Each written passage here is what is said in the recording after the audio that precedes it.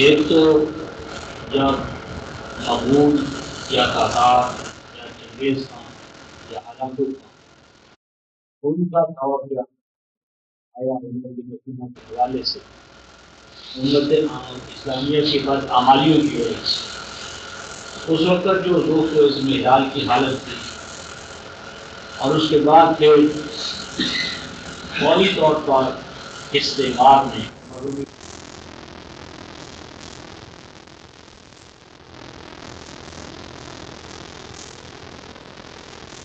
مثال سوائے دو پیریڈس کے کہیں نہیں ملے.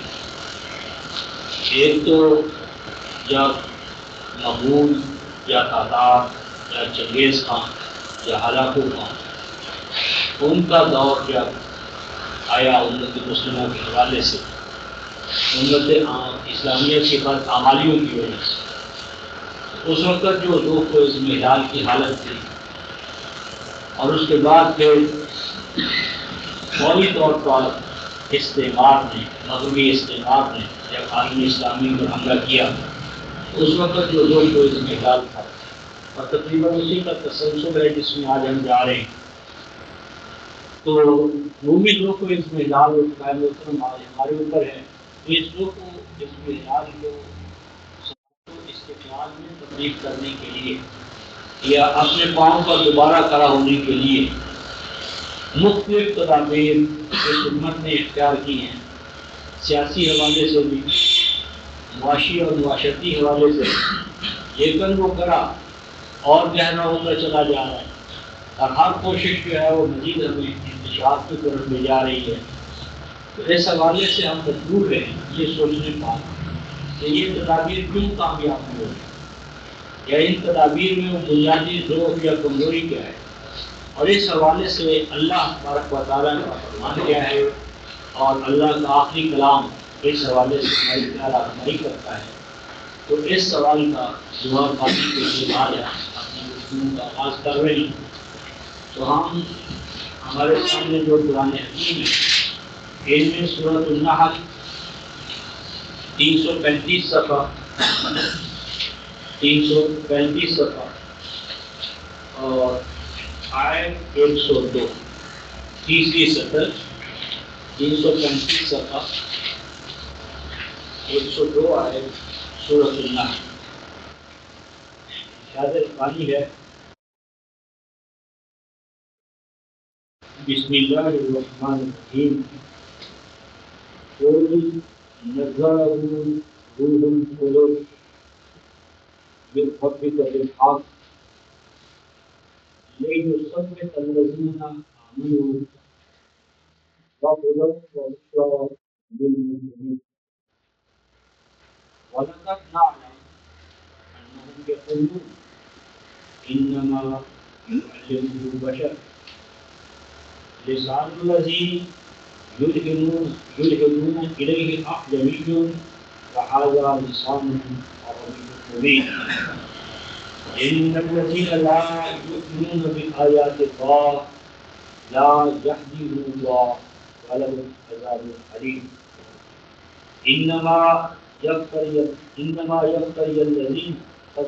الذين لا يؤمنون بآيات الله وأولئك هم الكاذبون. صدق الله مولانا العظيم وبلغنا رسول النبي الكريم ونحن على ذلك من الشاهدين الشاكرين والحمد لله رب العالمين. کوئی اعلان کیجیے بتا دیجیے نزلہ نازل کیا ہے اتارا ہے اس کے نزول اور اترنے کا باعث بنا ہے روح القدس جس کا دوسرا متبادل قرآن میں جبرائیل ہے یعنی سیدنا جبرائیل سید الملائکہ یعنی اللہ اور نبی پاک صلی اللہ علیہ وسلم کے مابین اس کلام کے جو نزول کا باعث بنے روح القدس بلا شبہ اترے ہیں اس قرآن کو لے کر جناب روح القدس میں رب آپ کے رب کی جانب سے. دوسرے مقام پر فرمایا آپ کے قلب عقل اور یہ قرآن کس طرح نازل ہوا ہے یہ تھا کہ جو کچھ اس میں اتارا گیا ہے قرآن میں وہ خالص حق ہے، حق کے سوا اس میں کچھ نہیں، خالص حق اس قرآن میں اترا ہے۔ یہ خالص حق، یہ قرآن کیوں اترا ہے، اس کا مقصد کیا ہے، کس مقصد کے لیے یہ قرآن آیا ہے؟ لِیُثَبِّتَ، تاکہ ثبات، استحکام، قوم کو جما دینا، اور اضمحلال، کمزوریاں ڈگمگاتے ہوئے قوم، ان کو ثبات، استحکام، قوت، طاقت، صبر، یہ تمام چیزیں، تاکہ اللہ اس حق کے ذریعے، قرآن کے ذریعے ثبات و استحکام عطا کرے۔ اور یہ ثبات و استحکام کن کو حاصل ہوگا؟ الذین آمنوا، جو اس کتاب الہی پر، دستور حیات پر ایمان لائے۔ اس سے پتہ چلا رکھا محترم کہ اگر قرآن پر کوئی جماعت ایمان رکھتی ہے، اس کا دعویٰ ہو کہ وہ مومن بالقرآن ہے، تو اللہ تبارک و تعالیٰ کا وعدہ یہ ہے کہ وہ اس قرآن پر ایمان کی برکت سے، اس پر عمل کرنے کی وجہ سے، اس کے ساتھ تمسک اختیار کرنے کی وجہ سے وہ قوم ڈاواں ڈول نہیں ہو سکتی۔ اگر ماضی میں وہ ڈگمگا رہی تھی تو حال میں لازم ہے کہ وہ ڈگمگانا جو ہے وہ ختم ہو، قوم میں قوت و طاقت ہو، نصب العین کی طرف آگے بڑھنے کا اس میں جذبہ پیدا ہو۔ اور آگے فرمایا وَهُدًى وَبُشْرَى لِلْمُسْلِمِينَ، خدا، گائیڈنس، رہنمائی، منزل تک پہنچنے کا گویا کہ مکمل ضابطہ ہدایت۔ تو یہ قرآن اہل ایمان کو ان کی منزل سے، نصب العین سے، وہ نصب العین انفرادی ہو، اجتماعی ہو، بین الاقوامی ہو، فرد کے دل کی حالت ہو، ایمانی حالت ہو، اخلاقی حالت ہو، جماعت کی معاشرت ہو، معیشت ہو، سیاست ہو، یا بین الاقوامی صورتحال جو جنگ در جنگ سے عبارت ہے، یہ تمام جو حالتیں ہیں، تقاضے ہیں، ان تمام تقاضوں میں گائیڈنس، رہنمائی، یعنی ان کے مسائل کیا ہیں، ان کا حل کیا ہے، یہ گائیڈنس۔ آگے فرمایا وہ بشرا، اور جو اس گائیڈنس پر چل پڑے، اختیار کر لیں، اس گائیڈنس کو اپنا دستور حیات بنا لیں، ان کے لیے کیا بشرا، ان کے لیے بشارت ہے کہ وہ کامیاب ہوں، ان کے لیے کامیابیوں کی، کامیابیوں کی، سرفرازیوں کی بشارات ہیں اس قرآن پاک میں۔ لیکن یہ بشارات کن کے لیے رکھا ہے محترم؟ للمسلمین، جو اپنے آپ کو ان حقائق کے سامنے جھکا دے، سرنڈر کرے، سبمٹ کرے، یعنی قائلین کے لیے نہیں کہ قول، ناخوانی، مجرد، یعنی زبانوں پر، لبوں پر اللہ، رسول، قرآن، کلام، اور عملی زندگی میں نفور، انحراف، دوسرے راستوں پر چلنے کا عملی واقعہ۔ تو للمسلمین، جو ان حقائق کے سامنے اپنے آپ کو جھکا دے۔ اسلام کا معنی ہوتا ہے رفقا محترم، کسی کو پالکر مان کر اس کے سامنے اپنے آپ کو سرنڈر کر دینا، سبمیشن اس کے سامنے، اس کے احکام، منشا اور مرضی کے سامنے اپنے آپ کو فروزن کرنا، جھکا دینا، بچھا دینا۔ وَلَقَدْ نَعْلَمُ، اور ہمیں اس بات کا بھی بہت اچھی طرح علم ہے، انہم یقولون، کہ آپ کے جو مخالفین ہیں وہ مسلسل پر ہم پراپگنڈا کیے جا رہے ہیں، کہے جا رہے ہیں انما یعلمہ بشر، کہ یہ قرآن کسی ماخوذ ذریعے سے، رحمان و رحیم اللہ سے آپ پر نازل نہیں ہوا، بلکہ اس کی تعلیم دیتا ہے آپ کو کوئی معلم ہے، ایجوکیٹر ہے، ٹیچر ہے، جو تعلیم دے جاتا ہے آپ۔ کہنا ان کا یہ ہے کہ تعلیم دیتا ہے اس قرآن کی آپ کو بشر، کوئی بھی انسان، کوئی ایک انسان ہے، بشر ہے، وہ آ کر آپ کو کو تعلیم دیتا ہے، یہ من جانب اللہ اس کا نزول نہیں ہوا۔ فرمایا لسان الذی یلحدون الیہ اعجمی وہذا لسان عربی مبین، جس کے بارے میں ان کا کہنا ہے کہ وہ آپ کا معلم ہے، اس شخص کی زبان کہ جس کی طرف یہ اس کی نسبت کرتے ہیں، اسے منسوب کرتے ہیں، وہ تو اجمی ہے، غیر عرب ہے۔ اور قرآن نے ایک افصح العرب علماء کو، شعراء کو، سب کو چیلنج کیا کہ اس قرآن کی کوئی ایک صورت، اس کے مضامین، اس کا تم مسیح یا ثانی پیدا کرو۔ تو یہ عجیب لوگ ہیں کہ اپنی فساد و بلاغت پر بھی نازا ہیں، اور پھر ایک ایسے انسان کا کہ جو عجمی ہے، اور وہ عجمی بہرحال ان کے فصیح و بلیغ شعراء اور علماء کا مقابلہ تو اسے نہیں کرنا چاہیے، ورنہ کیسے ممکن ہے کہ عجمی انسان ان تمام کے فصاح، علماء، شعراء سب پر غالب آ جائے۔ تو جس کی طرف یہ منسوب کرتے ہیں اس قرآن کے نزول کو، تعلیم کو، وہ بہرحال ایک مسلمہ حقیقت ہے کہ وہ عجمی ہے، اور یہ قرآن لسان یہ نازل ہوا ہے ایک ایسی زبان میں، اور عربی جو فصیح ہے، عربی مبین، سیلف ایکسپلینیشن۔ اور بلا شبہ وہ لوگ جو اللہ کی آیات پر ایمان نہیں لائے، ان کو اللہ اس کلام میں چیلنج کرتا ہے۔ وہ چیلنج یہ ہے کہ لا یہدیہم اللہ، کہ وہ اپنی جو منفی اور تخریبی جدوجہد ہے رسول کو ناکام کرنے کے لیے، قرآن کو ناکام کرنے کے لیے، وہ تمام تر اپنے جانی اور مالی جہاد اور اجتہاد اور محنت اور جدوجہد اور قتال کے باوجود ناکام اور نامراد ہوں۔ یعنی اس کلام الہی کا نور پھیلے گا، اور اس کلام الہی کے راستے میں سنگ گراں بن کر کھڑے ہونے والے، وہ عمائدین ہوں، سردار ہوں، ابو لہب ہو، ابو جہل ہو، فرعون ہو، حامان ہو، قارون ہو، وہ اس نور الہی کو پھیلنے سے، عام ہونے سے، ذوفشا ہونے سے روک نہ سکیں گے۔ تو یہ کیا بات ہے کہ ایک شخص اس کی تعلیمات، اس کی طرف سے جو پیغام توحید یا جو تعلیمات عام کی جا رہی ہیں وہ پھیلتی چلی جائیں، اور جو اس کے راستے میں سنگ گراں بن کے کھڑے ہونے والے ہیں وہ ایک ایک کر کے میاں بیٹ ہوتے چلے جائیں۔ کیا یہ دلیل نہ ہوگی کہ حق جو غالب آ رہا ہے وہ من جانب اللہ ہے؟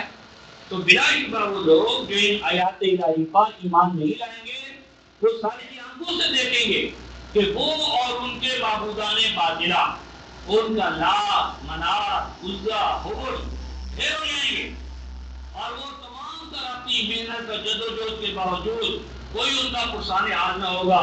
اور آگے ارشاد فرمایا وَلَهُمْ عَذَابٌ عَلِيمٌ، حیات دنیا میں بھی ذلت اور رسوائیاں، اور آخرت میں ان کے لیے دردناک عذاب۔ اور سنو انما یفتری، فرمایا کہ جہاں تک فیبریکیشن کا تعلق ہے، گھڑنے کا تعلق ہے، اور وہ بھی جھوٹ، اس کے سوا کوئی بات نہیں کہ بلا شبہ گھڑا کرتے ہیں، فرائی اپنی کمانا، فیبریکیٹ کرنا، گھڑنا، بلا شبہ گھڑتے ہیں جھوٹ، الکذب، ان لوگ الذین لا یؤمنون بآیات اللہ، جو اللہ کی آیات پر ایمان نہیں رکھتے۔ یعنی جھوٹ کا تھوک کے حوالے سے کاروبار وہ لوگ کر رہے ہیں کہ جن کا آیات الہی پر ایمان نہیں ہے، اور دراصل یہی جھوٹ کے پتلے، یعنی سراپا جھوٹ ہے، اور سراپا جھوٹ پر اپنے پراپیگنڈے کی اساس اور بنیاد رکھ رہے ہیں۔ تو محترم یہاں پر ہمارا جو مجموعہ آیات تلاوت کرتا ہے، اس میں جو زیر بحث الفاظ ہیں ہمارے لیے وہ ہیں بالحق لیثبت الذین آمنوا وہدی وبشری للمسلمین۔ یہ ہیں الفاظ جو ہمارے آج کے درس کا محور اور آربٹ یا مدار ہے، کہ ایمان والوں کے لیے ثبات و استحکام کا باعث کلام الہی ہے۔ یہ تاریخی ایک حقیقت ہے رفقائے محترم کہ جزیرہ نمائے عرب میں جب یہ قرآن اٹھا تو اس نے اپنے اس دعوے کو سچا کر دکھایا، اور دشمنوں نے بھی اس بات کی گواہی دی کہ رومن امپائر اور ادھر مجوسیوں کا امپائر اور اس وقت کے براعظموں کے براعظم 25-30 سال کے اندر اندر اس کلام الہی کے سامنے اپنی تمام تر شوکت و طاقت کے باوجود ڈھیر ہوئے. یہ ایک تاریخی حقیقت ہے، دشمن بھی اس کے گواہ ہیں. تو اس کو تو ثابت کرنا مطلوب نہیں ہے. ہم اپنے نصب العین کے حوالے سے آگے بڑھنا چاہتے ہیں. اب یہاں پر یہ جو ثبات ہے یا تحکم ہے یا استحکام ہے، استقلال ہے، اس کے بارے میں ایک ذہن میں یہ بات آتی ہے مذہب کے نقطہ نظر سے کہ یہ ثبات و استحکام حیات دنیا میں نہیں ہے. حیات دنیا کی بجائے حیات آخرہ، یعنی مذہبی پیشواؤں نے امت کو ایک یہ پہلو بھی دکھایا ہے کہ یہ ثبات، استحکام، یہ قوت، یہ طاقت، یہ اللہ کی طرف سے نصرت، یہ ایمان والوں کو ملتی تو ہے لیکن مرنے کے بعد، قبر سے. یعنی قبر سے یہ شروع ہوتی ہے، قبر میں، حشر میں، نشر میں، پھر یہ آگے بڑھے گی. باقی جہاں دنیا کا تعلق ہے تو اس میں تو ایمان والوں کے لیے دنیا ایک قید خانہ ہے اور یہ دنیا آزمائشی زندگی ہے. اور آزمائشی زندگی میں کیا ہے؟ 4 دن کی چاندنی پھر اندھیری رات، یہ تو گزر ہی جائیں گے. تو اصل جو ثبات ہے وہ قبر میں، حشر میں، نشر میں ہے. حیات دنیا پہ ایسا مسئلہ نہیں ہے کہ اس میں اتنا تردد کیا جائے یا کوئی زیادہ اس کو موضوع بحث بنائیں. یہ جو رفع محترم ایک نقطہ نظر ہے، یہ انتہائی توازن ہے، مہلک ہے اور کسی بھی امت کو اس کی جڑ بنیاد سے اکھاڑ پھینکنے والا ہے. اس لیے ہم نے دیکھنا ہے کہ اس باب میں الکلام، اللہ کا اپنی کلام ہماری کیا رہنمائی کرتا ہے. تو اس ضمن میں رفع محترم ہم سورہ ابراہیم اور آیت نمبر 25 311 صفحہ 311 صفحہ یہی موضوع ہے ہمارے سامنے.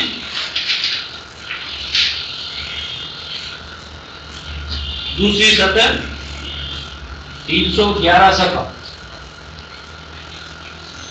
دوسری سطر سورہ ابراہیم آیت نمبر 24.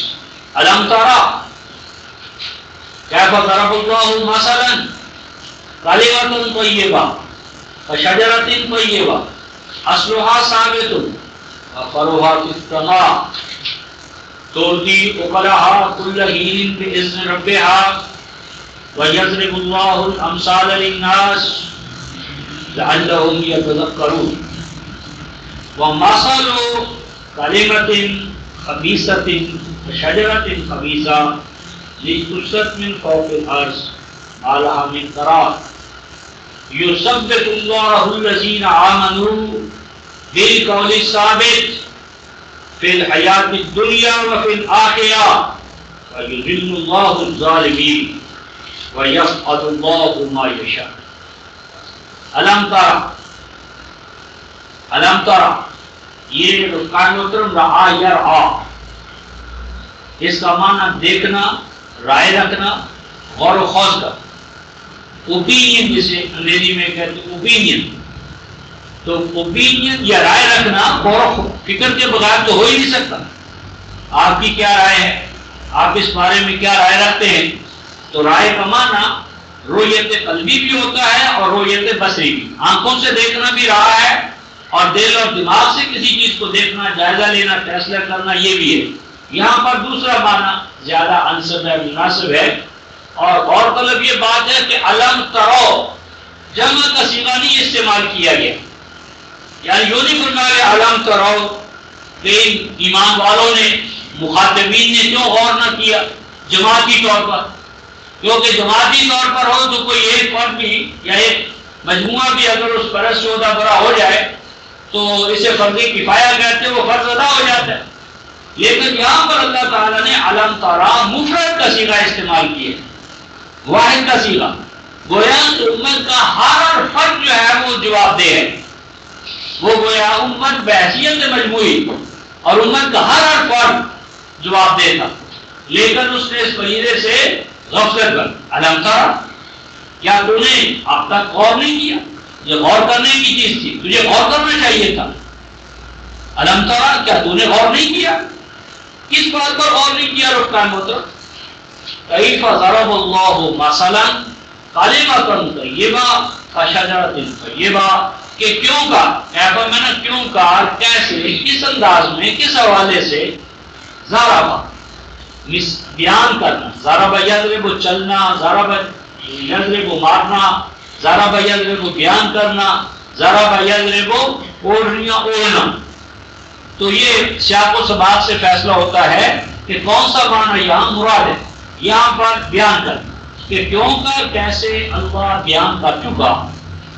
مثلا تمثیلی طور پر، مثال کے طور پر، تمثیلی انداز میں کیا چیز اللہ تبارک و تعالیٰ نے بیان کی ہے کہ جس پر آپ کو اور مجھے غور کرنا چاہیے تھا؟ کلمۃ طیبہ، کلمہ آئیڈیالوجی، اللہ کا کلام، اور طیبہ جو انتہائی طور پر خوشگوار ہے، پاکیزہ، خوشگوار، لذیذ.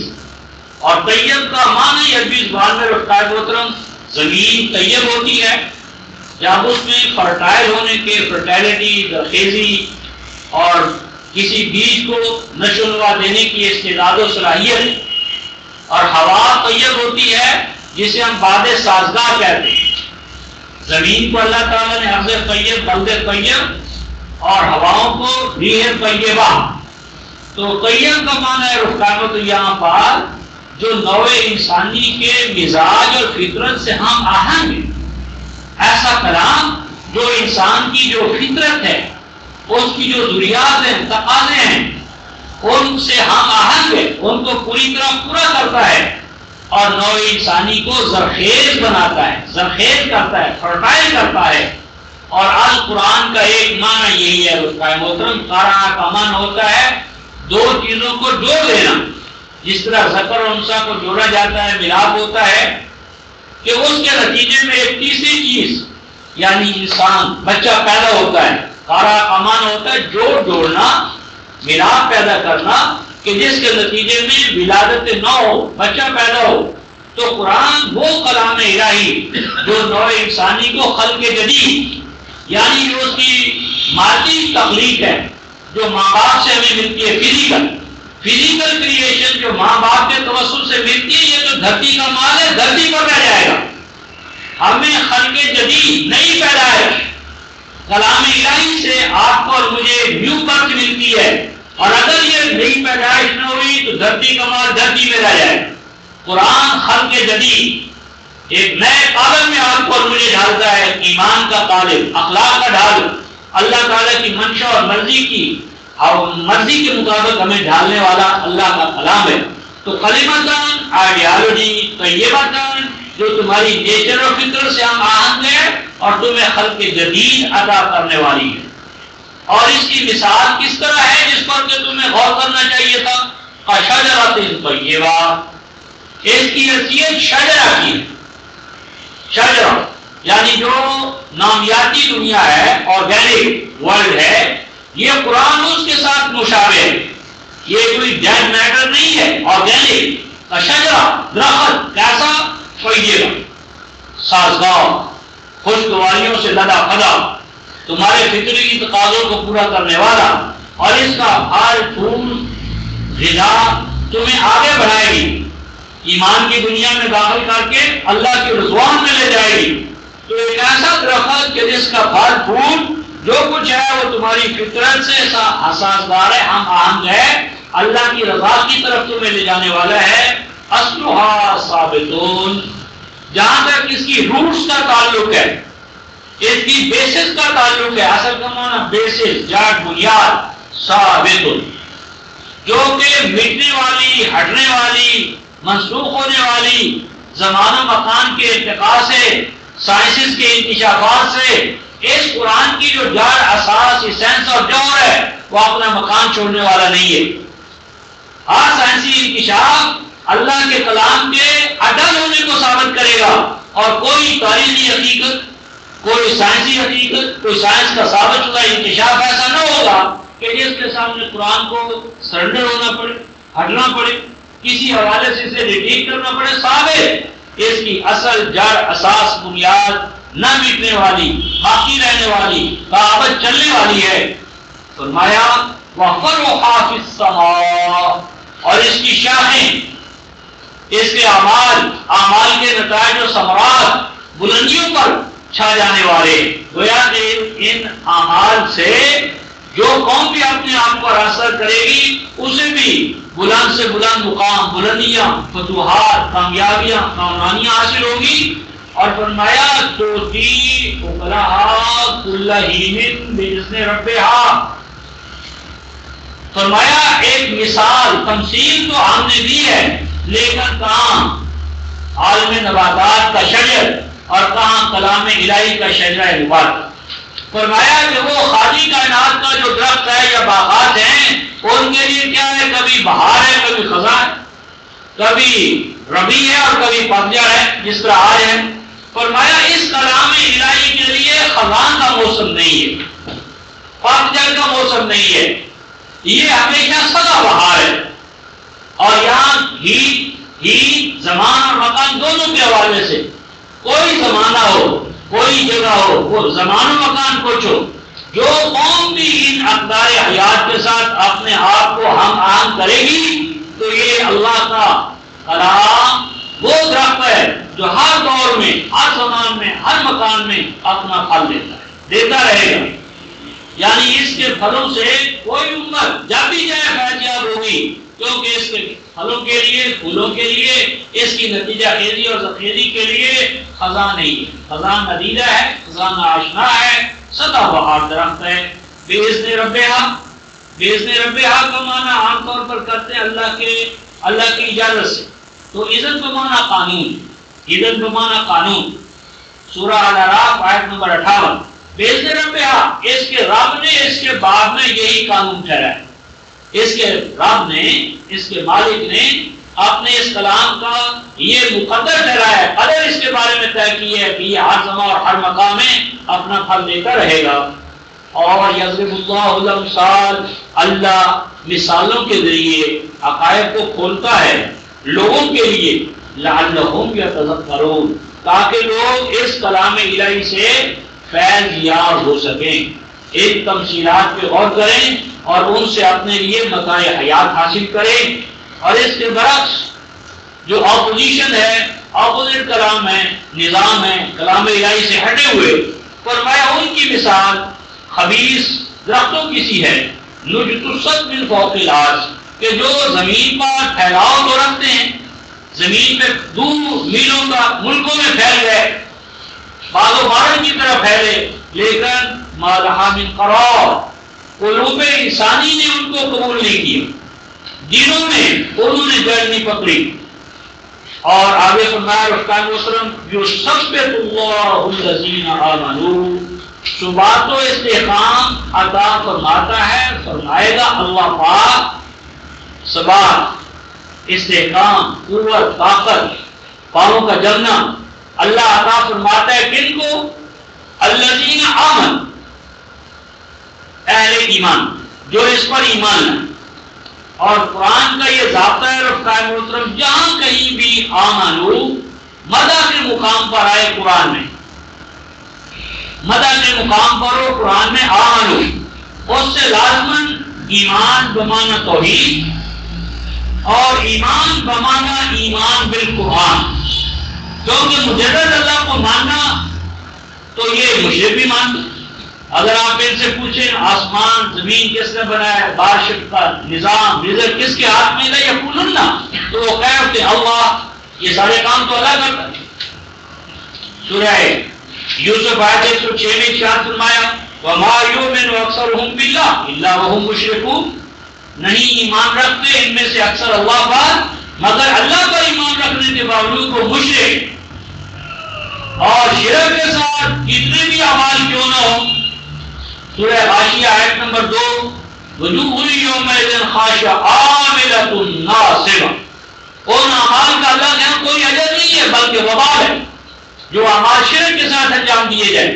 تو آمن سے مراد ہے اہل توحید، اور آمن سے مراد ہے قرآن حکیم کی یا اقدار وحی کی حاکمیت اعلیٰ پر مکمل ایمان رکھنے والے۔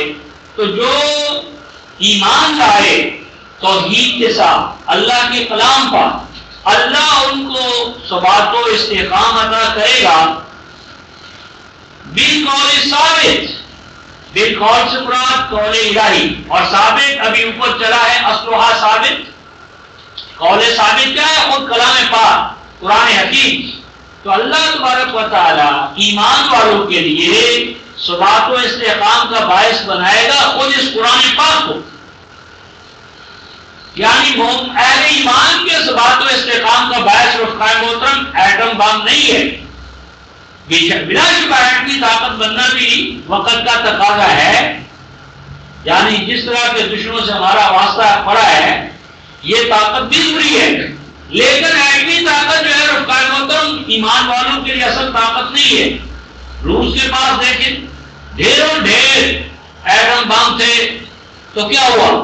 پارا پارا ہو گیا، پاش پاش ہو گیا، عوام منصورہ ہوا.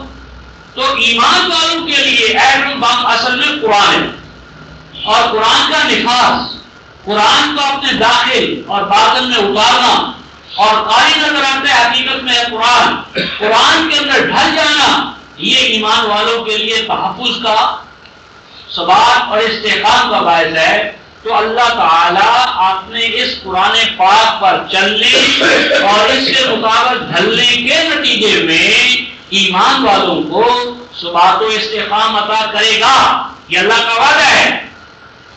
لیکن جس طرح ہم نے 16 102 اور 3 میں دیکھا کہ ٹھیک ہے جی یہ ثبات و استحکام تو ملے گا، لیکن مرنے کے بعد قبر میں مومن کے پاؤں نہیں ڈگمگائیں گے، حشر میں فلاں جگہ.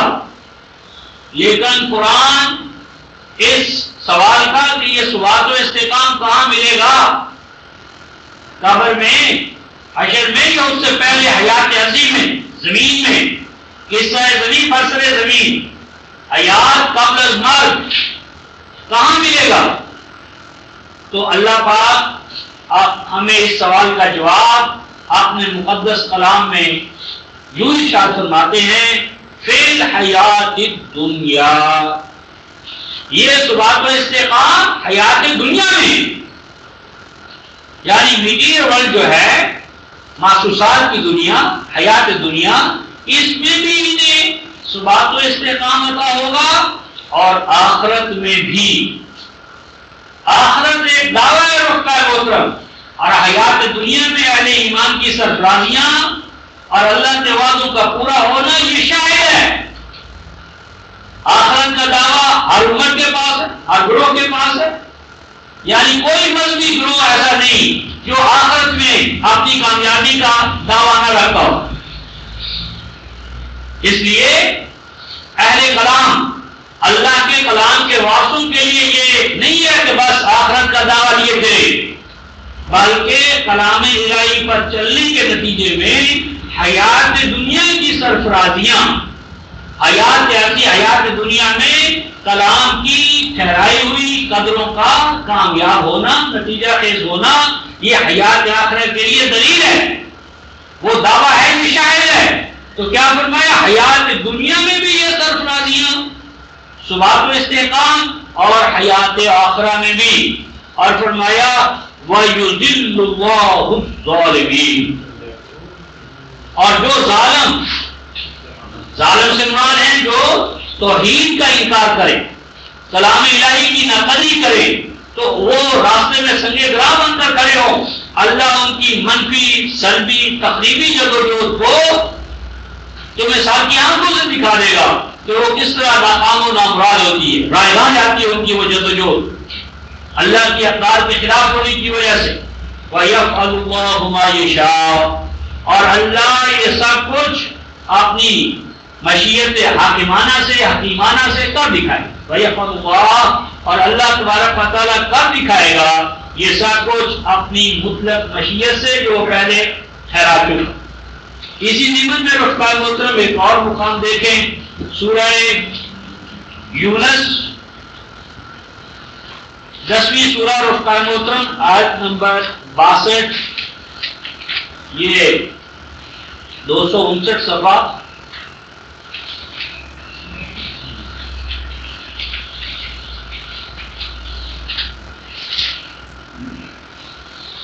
الا 62 آیت 259 صفحہ الا ان اولیاء اللہ لا خوف علیہم ولا هم یحزنون.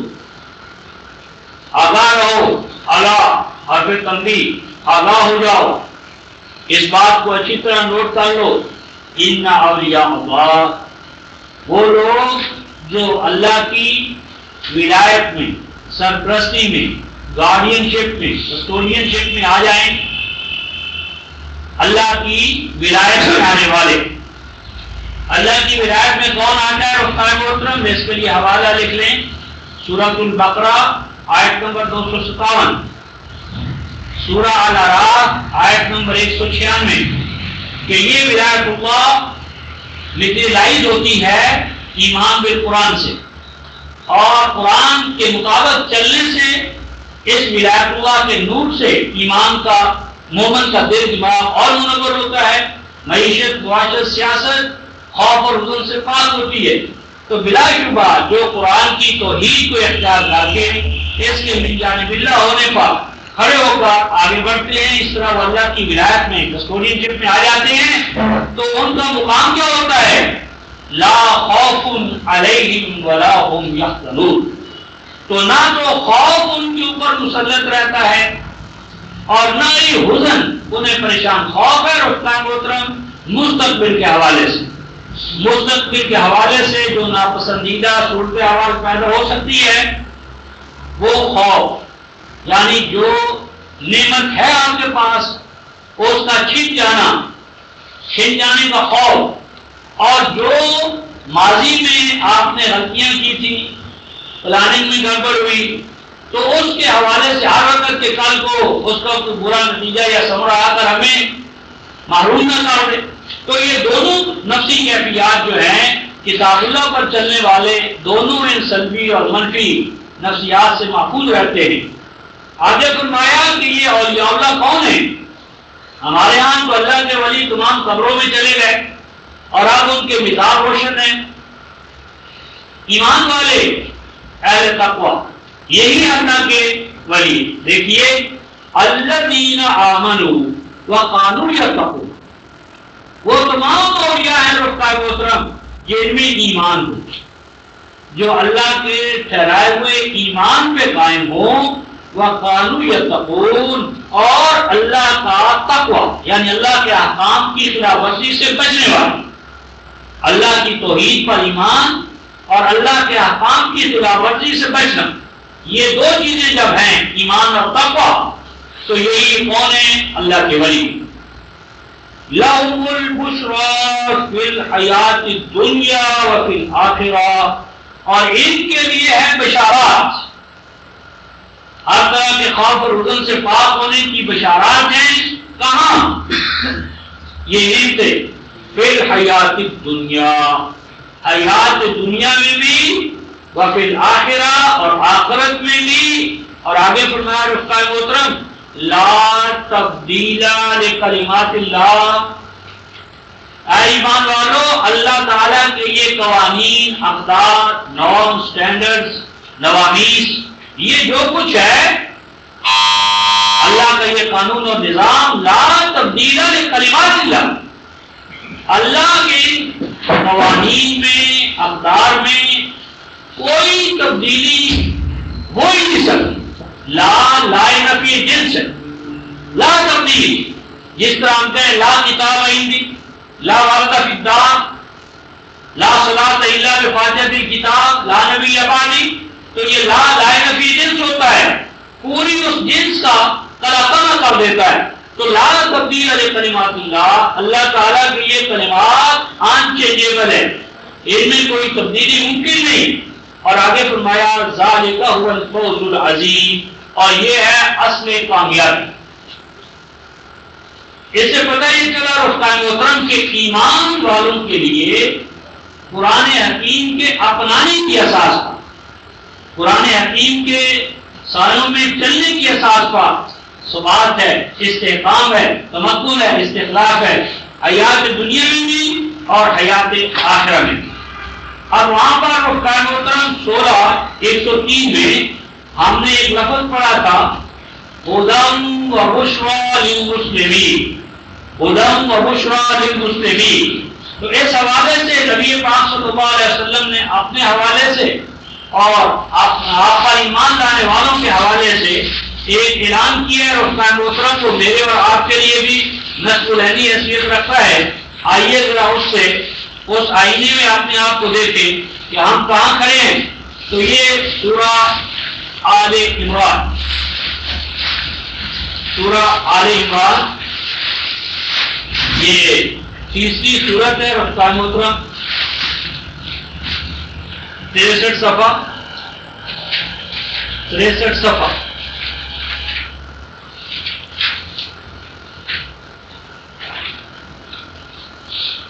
آیت نمبر 20 آل عمران 63 صفحہ۔ فَإِنْ حَاجُّوكَ، اور اگر یہ آپ کے ساتھ حجت بازی پر اتر آئے، debate for debate, debate for sake of debate, بحث برائے بحث، مناظرہ برائے مناظرہ، یہ وقت کا ضیاع، تو آپ اس پہ حجت بازی کے اس میدان میں مت اتریں۔ بحث برائے بحث وقت کا ضیاع۔ فَإِنْ حَاجُّوكَ، اگر یہ آپ کے ساتھ حجت بازی پر اتر آئیں تو ان کو یوں جواب دیں، فَقُلْ، تو انہیں جواب دیجئے، جواب دے دیں۔ کیا جواب دیں رفقائے محترم؟ اسلمت، فَقُلْ اسلمت وجہیہ للہ،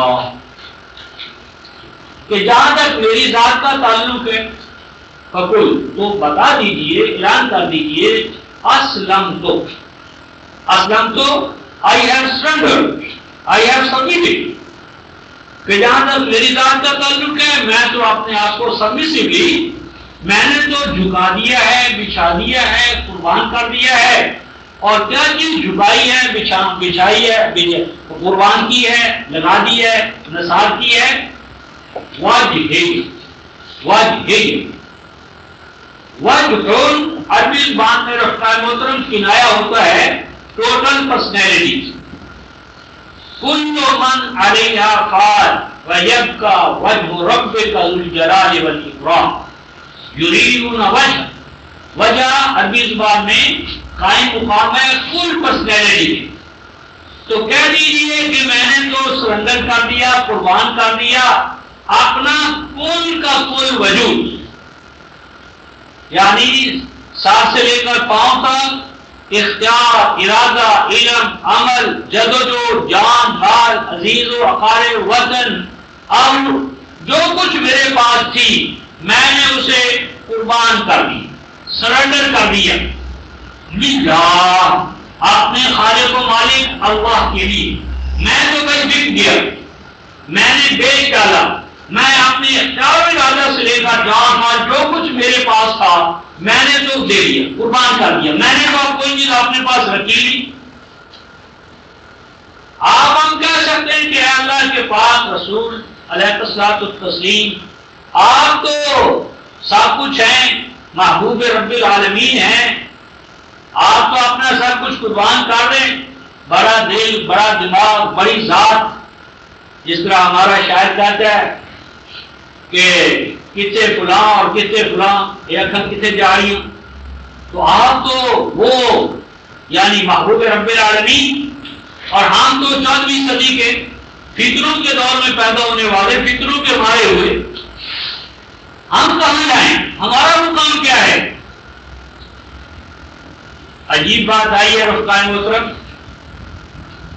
یہ قرآن رفقائے محترم آئینہ ہے، میزان ہے، یہ مجرد پڑھنے کی چیز نہیں ہے، مجرد معلومات کو بڑھانا مقصود نہیں ہے۔ اس میزان پہ ہم نے تلنا ہے رفقائے محترم، اس میزان کے سانچے میں اپنے آپ کو ڈھالنا ہے۔ اگر ڈھلے نہیں، یعنی آپ بس وضو کے احکام پڑھتے رہیں، وضو کریں نہیں، صلاۃ کے احکام پڑھتے رہیں، صلاۃ ادا نہ کریں، تو کیا ہوگا؟ روٹی پانی فضائل کمالات پڑھتے رہیں، نہ پانی پیے نہ روٹی کھائیں، نتیجہ موت۔ تو پڑھنے پڑھانے سے زندگی نہیں تبدیل ہوتی، تغیر یا انقلاب نہیں آئے گا۔ ان اللہ لا یغیر ما بقوم حتی یغیروا ما بانفسہم. جب تک کہ میں اور آپ ہماری جو سائیکالوجی ہے، نفسیات ہے، سوچ اور عمل کا جو انداز ہے، جب تک وہ چینج نہ ہوگا تو قرآن سے فیضیابی کا دروازہ نہ کھلے گا. تو کیا فرمایا گیا رفقائے محترم؟ اسلمت وجہی للہ، سرنڈر کر دیا میں نے اپنی ٹوٹل پرسنالٹی کو اللہ کو پانے کے لیے. اور آگے فرمایا وَمَنِ اتَّبَعَنِ، یہ جو نون کے نیچے زیر ہے اصل یہ ہے وَمَنِ اتَّبَعَنِی. یوں نہیں فرمایا وَمَنْ آمَنَ بِی، اور جو میرے اوپر ایمان لایا. ایمان کا لازمی معنی اتباع کرنا ہے، فالو کرنا ہے، اور اس کے نسلین پر چلنا ہے، جسم و جان کی بازی لگانا ہے. یعنی یوں نہیں فرمایا من آمن بی، جو میرا کلمہ پڑھے، میرے اوپر ایمان لے آئے. ایمان سے زیادہ اہم رفقائے محترم اتباع ہے. ایمان لازم قرار دینا اتباع کو، اور وہ جو میرے فالوورز ہیں، جو مجھے فالو کرنے کا دعویٰ کریں گے، جو صحیح معنی میں میرے فالوورز ہوں گے، یعنی اصحاب محمد صلی اللہ علیہ وسلم. اور منی تابان کو عام کیا، من اصحابی ومن معي من المؤمنین فی هذا الوقت ومن تابان الى یوم القیامہ. اور قیامت کے دن تک جو بھی میرے اس نسلین پر چلیں گے ان کی پہچان کیا ہے؟ اسلمت وجہی للہ فاولئک اسلموا وجوہہم للہ. وہ بھی اپنے چہروں کو، ذات کو، جسم اسلموا، پس اگر وہ اس طرح اپنے آپ کو سرنڈر کر دے. اسلموا آمن نہیں کہا، اسلموا کا معنی سرنڈر کرنا. اور اگر وہ سرنڈر کر دیں گے تو پھر کیا ہوگا؟ فقد اہتدوا، فقد ہدوا نہیں فرمایا، فقد ہدوا. اہتدا ایک ہے رفقائے محترم ہدایت، اور ایک ہے اہتدا. ہدا اور اہتدا میں یہ فرق ہے. مثلا میں نے اسٹیشن جانا ہے، ایئرپورٹ جانا ہے، تو ایئرپورٹ کے راستے کا علم ہو جائے، یہ ہدایت ہے. اس ہدایت پر چل کر ایئرپورٹ پہنچ جائیں، یہ اہتدا ہے. یوں نہیں فرمایا فقد ہدوا، فرمایا فقد اہتدوا. اگر وہ سرنڈر کریں گے، سبمٹ کریں گے، جسم اور جان کی بازی لگائیں گے، تو پھر وہ ہدایت کے مطلوبہ نتائج و ثمرات کو پالیں گے.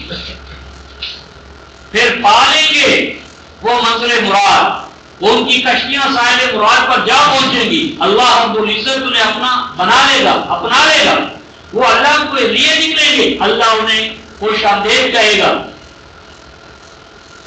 وَإِن تَوَلَّوْا، اور اگر وہ اس نصب العینی تقاضے پر آگے بڑھنے کی بجائے بیک آؤٹ ہو جائیں، اسٹینڈ اسٹل ہو جائیں، کھڑے رہیں، آگے نہ بڑھیں، تو ارشاد فرمایا فَإِنَّمَا عَلَيْكَ الْبَلَاغُ وَاللَّهُ بَصِيرٌ بِالْعِبَادِ. ہمارے نبی مکرم صلی اللہ علیہ وسلم، آپ کا کام ان حقائق کو پہنچانا تھا. ان حقائق کا ابلاغ، بلاغ آپ پر تھا، وہ آپ نے پہنچا دیا. آپ اور آپ کے نائبین پر اصل ذمہ داری بلاغ کی ڈالی گئی. اور فرمایا واللہ بصیر بالعباد، اور اللہ اپنے بندوں سے، ان کے طرز عمل سے بے خبر نہیں ہے، غافل نہیں ہے، اور پل پل کی وہ اپنے بندوں کے حوالے سے خبر رکھتا ہے. اس سے یہ پتہ چلا رفقائے محترم کہ کتاب اللہ پر ایمان مجرد یہ نہیں کہ اسے مان لے، بلکہ اس کے ماننے کا لازمی نتیجہ یہ ہونا چاہیے کہ ہم اس کے سامنے جھک جائیں، اپنے جسم و جان کو کتاب الہی کے مطابق ڈھالنے کے لیے اپنے آپ کو وقف کریں. اگر یہ کریں گے تو یہ ایمان کا راستہ ہے، ورنہ فرمایا یہ تولا ہے. اور اس تولا کے بعد میں کیا ہوگا رفقائے محترم؟ اس کا بھی ایک ابتدائی نقشہ ہمارے سامنے یوں آتا ہے. سورہ البقرہ آیت 137 صفحہ 24.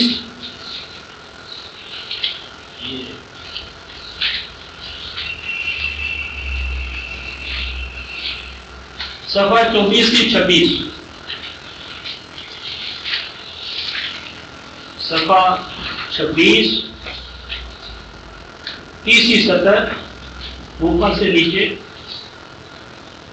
3:20 میں ہم نے نبی پاک صلی اللہ علیہ وسلم اور آپ کی اتباع کرنے والے ان کے حوالے سے پڑھ رہے تھے.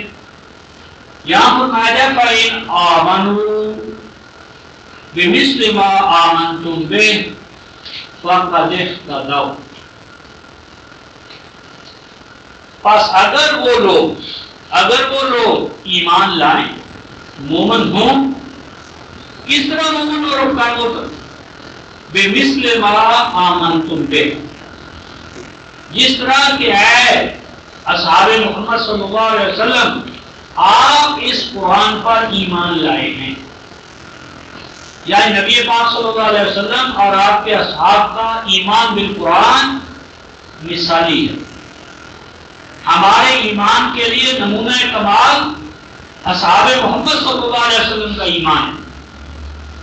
ان کے ایمان کو دیکھ کر ہم نے اپنے ایمان کو تراشنا ہے، ڈھالنا ہے، بنانا ہے.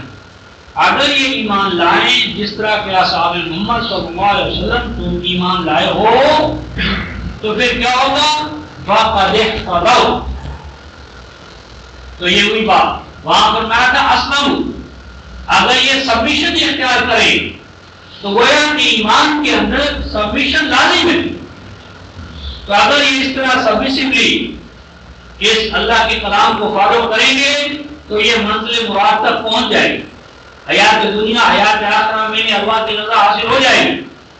اور آگے فرمایا وَإِن تَوَلَّوْا، اور اگر یہ اس ایمان پر لبیک نہ کہیں، آگے نہ بڑھیں، اس ایمان کے لیے جدوجہد محنت اور آمادگی اپنے اندر پیدا نہ کریں، فَإِنَّمَا هُمْ فِي شِقَاقٍ، تو سن لو ان کے دلوں کا ٹیڑھ اور روگ کبھی دور نہیں ہو.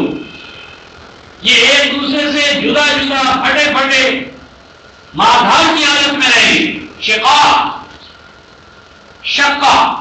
راستہ الگ کر لینا، قافلے سے اپنے آپ کو الگ کر لینا، گلہ جو جانوروں کا اس سے اپنے جانوروں کو نکال لینا، شاہراہ حیات سے ہٹ کر خاردار وادیوں اور پگڈنڈیوں میں جا گھسنا، اور ایک دوسرے کے خلاف نفرت، حسد، رقابت، مار دھار، یہ تمام چیزیں شقاق ہیں. یعنی اگر یہ امت نبی پاک صلی اللہ علیہ وسلم کا کلمہ پڑھ کر اصحاب محمد صلی اللہ علیہ وسلم والا ایمان جو اسلام ہے وہ پیدا نہ کرے گی تو کیا فرمایا؟ فَإِنَّمَا هُمْ فِي شِقَاقٍ.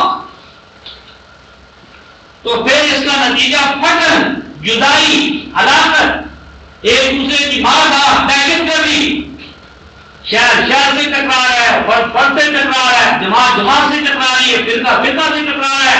یہ سارا کیا رکھان محترم شقاق. اور یہ شقاق نتیجہ ہے تولا. اللہ کے کلام کو ایمان نہ بنانا، اس کا لازمی نتیجہ کیا ہے؟ شقاق. نبی پاک صلی اللہ علیہ وسلم کو بشارت سنائی جا رہی، ارشاد ربانی ہوا فَسَيَكْفِيكَهُمُ اللَّهُ وَهُوَ السَّمِيعُ الْعَلِيمُ. اے ہمارے حبیب، ایسا نہیں ہوگا کہ ساری کی ساری امت بھی تولا کے مقام پر آ جائے. اس امت میں قیامت کی قیامت ایسے افراد رہیں گے جو نبی پاک صلی اللہ علیہ وسلم کے ایمان اور اسلام کے وارث ہوں گے، اس کے حقائق کو معرف کے امین ہوں گے، اس نبی پاک صلی اللہ علیہ وسلم کی امانت کے امین ہوں گے، اس فریضے کو ادا کریں گے، اور لا یضرهم، نہ نقصان پہنچائے گا اکثریت کا ان سے اختلاف کرنا، ان کو چھوڑنا. وہ ایک بندے واحد بھی اس امانت کو ادا کرے گا. لا یخافون لومۃ لائم فسیکفیکہم اللہ. پاس کفایت کرے گا اے رسول آپ کے لیے, کافی ہوگا آپ کے لیے. کون کافی ہوگا؟ اللہ. مراد یہ ہے کہ اللہ تبارک و تعالیٰ کے ہاں ایسا انتظام ہے, نظام ہے کہ جو آپ کو امانت کلام کی ادا کی جا رہی ہے, قیام قیامت اس کے خدام آپ کے والی و وارث بن کر نیابت میں آتے رہیں گے. یہ اس لیے ہوگا وَهُوَ السَّمِيعُ الْعَلِيمُ. وہ بندہ, وہ اللہ اپنے بندوں کی پکار کو سننے والا اور ان کی حیات و ضروریات کا علم رکھنے والا ہے. پاس وہ امت اور انسانیت کی پکار, اس پر نگاہ کرم ڈالتے ایسے افراد آتے رہیں گے, کام جاری رہے گا, کلام کی آواز بلند سے بلند ہوتی چلی جائے گی. اور آگے فرمایا صبغۃ اللہ ومن احسن من اللہ صبغۃ ونحن له عابدون. فرمایا کہ اللہ والوں کی پہچان کیا ہے؟ صبغۃ اللہ. اے لوگوں عظموا صبغۃ اللہ, سبحوا صبغۃ اللہ. اے لوگوں اللہ کے رنگ سے اپنے آپ کو رنگین کرو. اللہ کا رنگ کیا ہے رکھا محترم؟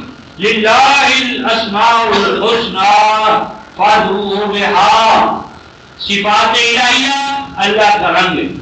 صفات الہیہ تخلقوا باخلاق اللہ. آپ نے اندر اخلاق الہی پیدا کرو. آپ نے اندر کیا پیدا کرو؟ اللہ تعالیٰ کے علم کو, اس کے رب الرحیم ہونے کو, اس کے رب العالمین ہونے کو, یعنی صفات الہیہ علی حد بشریت آپ کے اندر پیدا کرو. ومن احسن من اللہ صبغۃ.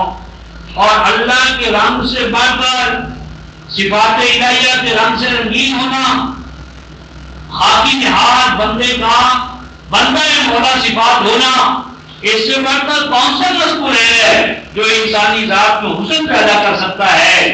وَنَحْنُ لَهُ کیا فرمایا؟ عابدون.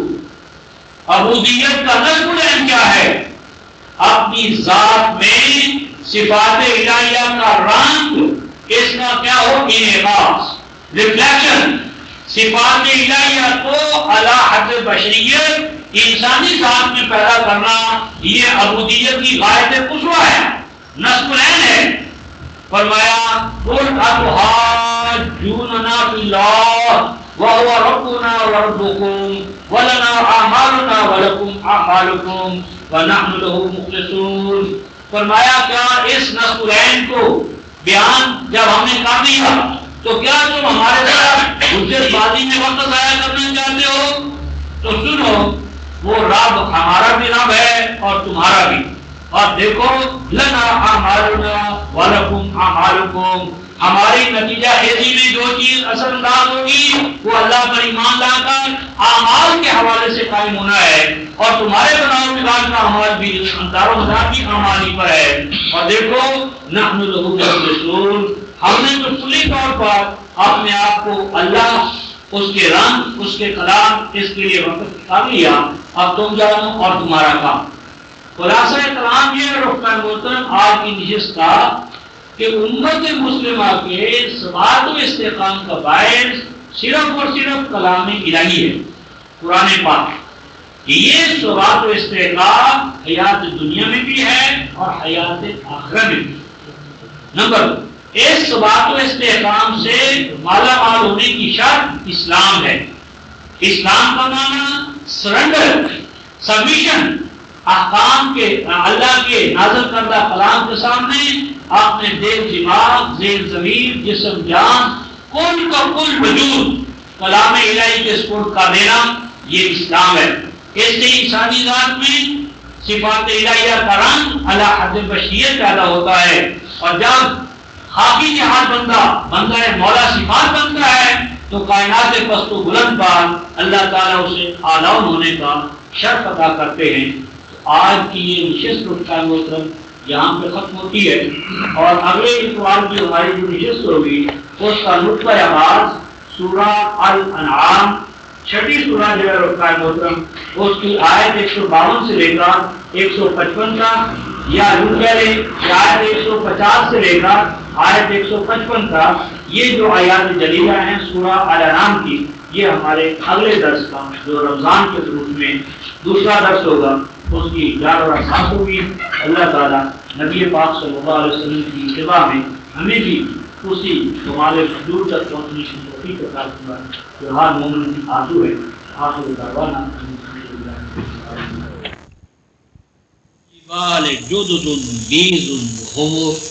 اور یہ غور کرو کہ یہ جب پہاڑوں پر چلتے ہو تو ان پہاڑوں کے اندر رنگ الگ الگ کیوں ہیں؟ رنگوں کے جو پہاڑوں کا رنگ ہے اس کا الگ الگ ہونا کیوں ہو گیا؟ اس کے اندر کیا چیز ہے کہ ایک نے اسے ایک رنگ دے دیا، دوسری چیز نے اسے دوسرا رنگ دیا، تیسری چیز کے تیسرا رنگ ہے؟ تو ان میں سے کچھ تو ہیں واضح طور پر سفید اور کچھ ہیں واضح طور پر سرخ اور مختلف الوانها۔ یہ سرخی اور سفیدی بھی کم و بیش، کہیں بہت زیادہ سرخی، کہیں اس سے کم، کہیں بہت سفید، کہیں اس سے کم، ان کے بھی ہے کہ گریڈز ہیں، درجات ہیں۔ وغرابیب سود، اور کچھ ہیں بالکل کالے بھجن، کالے انتہائی درجے کے، پھر ان کالوں کے اندر بھی بہت کالے، کم کالے اور سفید سے ملتے جلتے۔ ومن الناس، اور اسی طرح یہ غور کرنے کا نقطہ ہے کہ انسانوں میں اختلاف کیوں ہے، زبانوں کا، رنگوں کا، سائزوں کا، لہجات کا، یہ تنوع کیوں ہے؟ والدواب، اور یہ جانور الگ الگ کیوں ہیں، ان کی بولیاں، سائز، مقاصد، منافع۔ والانعام، اور حیوانات، چوپائے حیوانات، یہ الگ الگ کیوں ہیں؟ مختلف الوان، ان کے رنگ، اس میں کریکٹرسٹکس، انسٹنکٹس، یہ سب تنوع ان میں کیوں ہے؟ قذالک الامر قذالک، فرمایا کہ یہ بہت اہم نقطہ ہے، اس کی اہمیت پہ اختلاف نہیں کیا جانا چاہیے۔ قذالک الامر قذالک۔ اس کے بعد ارشاد فرمایا رفقا محترم، انما یخشی اللہ من عبادہ العلماء، بلا شبہ ان حقائق پہ غور کرنے کے بعد علم والے جو ہیں وہ اللہ تعالیٰ کی کبریائی کے سامنے جھک جائیں۔ یعنی علم والا کن کو قرار دیا گیا رفقا محترم؟ جو ان برانچز آف نالج پہ غور کرے، ان برانچز آف نالج کو اللہ تعالیٰ نے علم قرار دیا۔ اور آگے فرمایا ان اللہ عزیز غفور، اور بلا شبہ ان سے ظاہر ہوگا کہ ان چیزوں کو پیدا کرنے والا بڑا ہی غالب ہے، اور بلا شبہ وہ سب کی حفاظت کرنے والا ہے۔ اس ضمن میں رفقا محترم تاریخی طور پر یہ سر جیمز ڈین، وہ 1928 میں کیمبرج یونیورسٹی میں تھے، تو ان کے سامنے جب ان آیات الہیہ کو پیش کیا گیا تو انہوں نے کہا کہ میں گواہ ہوں اس بات کا کہ جس ذات نے یہ آیات یعنی بتائی ہیں، دی ہیں، اشارہ کیا ہے، وہ یقیناً آلمائٹی اللہ ہے، اس کے سوا کسی بشر کا یہ کلام نہیں ہو سکتا۔ تو میری بات یہ تھی کہ یہ جو موضوع ہے رفقا محترم، آیات الہیہ کا یہ جو اسپیکٹ ہے، اس سے امت مسلمہ صدیوں سے غافل ہے، اور اس غفلت کا نتیجہ بھی ہمارے سامنے ہے۔ تو اللہ تبارک و تعالیٰ کائنات فطرت میں پائی جانے والی آیات کو آیات کہتا ہے، اور ان میں عقل، تدبر، تفقہ اور بصیرت کے ہزارہ پہلو ہیں جن سے ہمیں فائدہ اٹھانا ہے۔ تو ہم اصل 165 سورہ البقرہ آیت 165، وَمِنَ النَّاسِ، اور کچھ انسانوں میں ایسے انسان بھی ہیں، وَمِنَ النَّاسِ، اور انسانوں میں سے کچھ ایسے بھی ہیں، يَتَّخِذُ مِن دُونِ اللَّهِ، جو اڈاپٹ کرتے ہیں، يَتَّخِذُ اڈاپٹ کرتے ہیں، بنا لیتے ہیں، پکڑ لیتے ہیں، من دون اللہ، من دون اللہ کا معنی اللہ کو چھوڑ کر نہیں، یہ معنی غلط ہے کہ وہ اللہ کو چھوڑ کر غیر اللہ کو پکڑ لیتے ہیں، یہ ترجمہ ابھی ہم دیکھیں غلط ہے، بلکہ من دون اللہ، اللہ سے ورے، اللہ سے ورے، یعنی اللہ تک پہنچنے کے لیے ان کو ہیلا وسیلہ بنا لیتے ہیں، اور پھر کیا کرتے ہیں؟ یحبونہم کحب اللہ، ان کو جس طرح اللہ سے محبت ہونا چاہیے وہ اللہ کی جگہ پر ان سے اللہ والی محبت کرنے لگتے ہیں۔ والذین آمنوا اشد حبا للہ، لیکن ان کے برعکس وہ لوگ جو ایمان والے ہیں، موحد ہیں، اللہ کے کلام کو ماننے والے ہیں، وہ تو بھائی اللہ ہی سے پیار کرتے ہیں سب سے بڑا، ان کے لیے پیارا محبوب کون ہے؟ اللہ، یہ اللہ سے پیار کرنے والی جماعت ہے۔ یہاں جو میں نے من دون اللہ کا معنی کیا رفقا محترم اللہ سے بڑے، یعنی اللہ تک پہنچنے کے لیے ہیلے وسیلے کے طور پر، اللہ کو چھوڑ کر نہیں۔ اس میں دو حوالے آپ کو نوٹ کروانا چاہتا ہوں، کیونکہ یہ امت مسلمہ میں جو شرک آیا ہے وہ اس آیت کے اس پہلو یا ان الفاظ کے غلط ترجمے سے آیا ہے۔ تو یہ ہم سورہ المائدہ ہے رفقا محترم، یہ آیت 116، آیت 116 سورہ المائدہ 5ویں سورہ۔ قیامت کا منظر ہے، اذ قال اللہ، جب اللہ تعالیٰ ارشاد فرمائیں گے اے عیسیٰ مریم کے بیٹے، کیا تو نے کہا تھا لوگوں کو کہ بنا لو مجھے اور میری ماں کو، بنا لو مجھے اور میری ماں کو الہین من دون اللہ، الہ دو الہ من دون اللہ، کیا مانا؟ اللہ کو چھوڑ کر،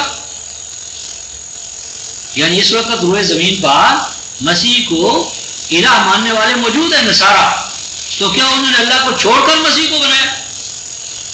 نہیں رفقا مطلب اللہ کے ساتھ اللہ کو مانتے ہیں، اور اللہ سے پہلے مسیح کو، میری کو، ہولی گھوسٹ کو، یعنی اللہ تعالیٰ تک پہنچنے کے لیے انہوں نے ان کو، تو یہ خاتو ڈیلیگیشن کا تصور ہو کہ اللہ نے اپنی پاورز ان کو دے دی ہیں، یا یہ کہ اللہ ان کے لیے باپ کے مقام پر ہے۔ دونوں صورتوں میں من دون اللہ کا معنی اللہ کو چھوڑ کر نہیں، بلکہ اللہ کے ساتھ ساتھ اللہ کو بھی مانتے ہیں اور اللہ کے ساتھ ساتھ ان کو بھی مقصود ذریعہ وسیلہ بناتے ہیں۔ اس ضمن میں رفقا محترم ایک اور حوالہ ہمارے پاس سورہ القصص 28ویں سورہ کی آیت نمبر 23 میں سیدنا موسیٰ علیہ السلام کے حوالے سے قرآن یہ کہتا ہے 28-23 وَلَمَّا وَارَدَ مَعَ مَدْيَنَ، اور جب سیدنا موسیٰ علیہ السلام مدین کے گھاٹ پر پہنچے، مدین کے جو کنویں تھے، حوض تھے، تالاب تھے کہ جہاں سے قوم اپنے جانوروں کو پانی پلاتی تھی، وہاں جب پہنچے وَجَدَ عَلَيْهِ أُمَّةً مِّنَ النَّاسِ، تو وہاں پر آپ نے پایا لوگوں کی ایک بھیڑ، لوگوں کا ایک اکٹھ وہاں موجود تھا، یسکون، جو پانی پلا رہے تھے، خود بھی پلا رہے تھے، جانوروں کو بھی پانی پلا رہے تھے۔ وَوَجَدَ مِن دُونِهِمْ، وَوَجَدَ مِن دُونِهِمْ، اور سیدنا موسیٰ علیہ السلام نے پایا من دونہم، ان کے ساتھ ساتھ، ان کو چھوڑ کر نہیں، من دون، ان کے ساتھ ساتھ انہوں نے پایا امرأتین تذودان، دو عورتوں کو جو اپنے جانوروں کو روکے ہوئی تھی۔ یعنی میری مراد ہے کہ یہاں پر یعنی حضرت موسیٰ نے ان عورتوں کو پایا بھیڑ کے ساتھ، بھیڑ بھی موجود تھی اور یہ دو عورتیں بھی موجود تھی۔ یہ معنی نہیں ہے کہ ان کو چھوڑتے ہوئے یا ان کو چھوڑتے ہوئے، یعنی اس کا معنی اس کے ساتھ ساتھ۔ اب اس ضمن میں 39:3 کا حوالہ دیکھیں کہ جو مشرک ہیں قرآن کی روح سے، ان کا بنیادی عقیدہ کیا تھا؟ 39 سورہ زمر، ہاں آیت نمبر 3، الا للہ الدین الخالص، لوگوں سن لو، دین اللہ کے یہاں معتبر ہے۔ دین کا معنی ہے قانون، دین کا معنی ہے اطاعت، فرما برداری، اور دین کا معنی ہے نظام حیات۔ اللہ کے ہاں جو اطاعت فرما برداری قبول ہوتی ہے وہ ہے الخالص، جس میں کوئی شرک کی ملاوٹ یا آمیزش نہ ہو۔ والذین اتخذوا من دونہ اولیاء، اور وہ کہ جنہوں نے پکڑ رکھے ہیں اللہ کے ساتھ ساتھ، کیا پکڑ رکھے ہیں رفقا محترم؟ اولیاء، ولی، کارساز، حاجت روا، مشکل کشا۔ تو جب ان سے کہا جاتا ہے یہ کیا کر رہے ہو؟ اللہ کی ولایت کے بعد بھی کوئی تمہیں ولی درکار ہے، کیونکہ اللہ هو الولی، ولی مومن کے لیے صرف اللہ ہے۔ تو جب انہیں کہا جاتا ہے یہ کیا کرتے ہو، تو جواب جو دیتے ہیں ما نعبدہم الا لیقربونا الی اللہ زلفا، کہ اے لوگوں نہیں عبادت کرتے ہم ان کی مگر اس لیے لیقربونا، کہ یہ قریب کر دیں ہمیں اللہ، اللہ کے زلفا اور قریب کرنا. یعنی جن کو قرآن مشرک کہتا ہے وہ اللہ کے منکر نہیں تھے، وہ جن کی عبادت، نظریں، نیازیں، ندائیں، پکاریں لگاتے تھے تو وہ مقصود بھی ذات نہیں تھے. قرآن کہتا ہے مقصود بھی ذات کیا تھا؟ لِيُقَرِّبُونَا إِلَى اللَّهِ زُلْفَىٰ. مقصود بھی ذات، مقصد کیا تھا؟ اللہ کو پانا، اللہ کا قرب مقصود تھا. وہ تو ہیلے وسیلے ذریعے کے طور پر تھے. اور آج یہ ہیلے وسیلے اور ذریعے کا شرک امت میں سر سے پاؤں تک اس میں ڈوبی ہوئی امت. ان اللہ یحکم بینہم فیما ہم فیہ یختلفون ان اللہ لا یہدی من هو کاذب کفار. بلا شبہ اللہ فیصلہ فرمائیں گے ان کے مابین ان سب چیزوں میں، اعمال اور عقائد میں جن میں انہوں نے اختلاف کیا. اور اللہ کا فیصلہ یہ ہے کہ بلا شبہ وہ ہدایت یافتہ قرار نہیں دیتے ان کو جو جھوٹے ہیں اور ناشکر ہیں. یعنی یہ گویا کہ اللہ کی نظر میں کذب اور کفر ہے کہ اللہ کے بندوں کو اللہ تک پہنچنے کے لیے ہیلا، وسیلہ، ذریعہ، بلکہ اب تو یہاں تک وہ کہتے مانگتے ہی غیر اللہ سے، اے فلان تو دے مجھے اللہ کے واسطے. پہلے تو چلو اللہ سے مانگا فلان کا وسیلہ دے کر، اب تو ڈائریکٹ کہتے ہیں اے فلان ہمیں کچھ دے اللہ کے نام پر. یعنی اللہ کو ذریعہ بنایا اس سے پانے کے لیے، اس سے لینے کے لیے. تو یہ فرمایا گیا رفقا محترم جہاں سے ہم تھے 2:165 یہ فرمایا کہ وہ ہیں کہ جنہوں نے بنا لیا ہے اللہ کے ساتھ، اللہ سے برے، اللہ تک پہنچتے ہوئے کیا بنائے ہیں انہوں نے؟ انداز. کیا کرتے ہیں؟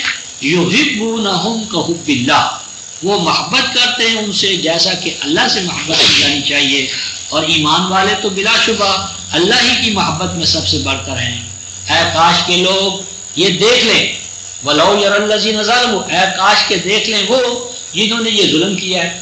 یہاں ظلم سے مراد شرک، جو اس مشرکانہ عقیدے میں سر سے پاؤں تک ڈوبے ہوئے ہیں. اے کاش کہ یہ وہ منظر دیکھ لیں اِذْ يَرَوْنَ الْعَذَابَ، جب یہ آخرت میں آگے چل کر عذاب کو اپنے سامنے دیکھیں گے. جب یہ دیکھیں گے عذاب کو اور یہ بھی دیکھیں گے ان القوۃ للہ جمیعا، کہ قوت تو سب کی سب اللہ کے لیے ہے.